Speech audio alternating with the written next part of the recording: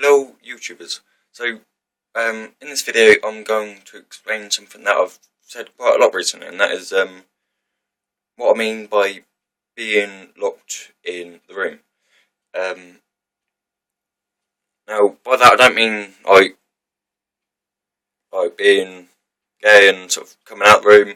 I mean, I'll put it this way, let's make a little scenario. Say I was, pretty much a real scenario actually. Say I was being bullied, and whether it be physically or verbally, doesn't really matter. And let's say I was still in school, and eventually you get enough, you just get fed up with it, but because you don't know how to ask for the help, you just end up literally building up this wall, like a social barrier, pretty much. And this barrier is almost like being, I always found it was like being locked in a room. Because in this room at first it's like, you feel safe. No one can get in, no one can get out. And there's more drawbacks than there is benefits from this room. Because this room no one can get in to help you, and you can't get out to ask for help. Often with these sort of barriers, you kind of in a way lock away emotions.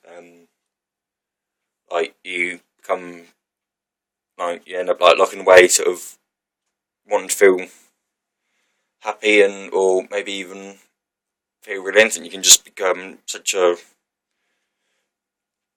emotional zombie, pretty much. And this is in a way what I mean by being locked in the room and trying to break out. So I keep running out of breath for some reason. So yeah, and with what I mean by breaking out is that sort of, I always found that sort of when I was at that sort of stage, when I was in a way locked in that room, sort of I'd been there for so long, I kind of forgot, or kind of didn't know how to break out. It's almost like sort of going in this room, locking it, and then throwing away the key. And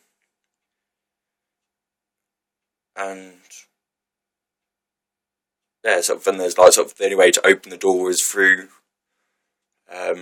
what's the word I'm looking for?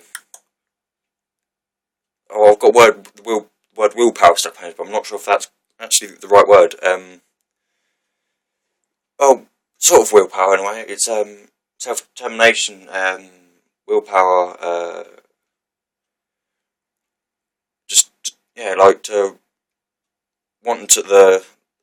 wanting to conquer these fears in a way of being bullied, to sort of actually become less, rather than go more into a shell, you start to try and break out the shell.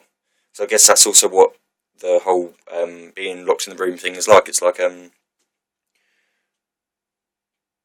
being in a shell, and a good way to explain this is whether is it tortoise or however you say it, like turtle. They go in their shell to protect themselves sometimes, and nothing can really necessarily get them in their shell. But the shell has these little gaps, which I guess for the room, in comparison with the room, could be windows. I mean, people can still go to the windows and throw abuse at you, but you got no necessary way of escaping this room.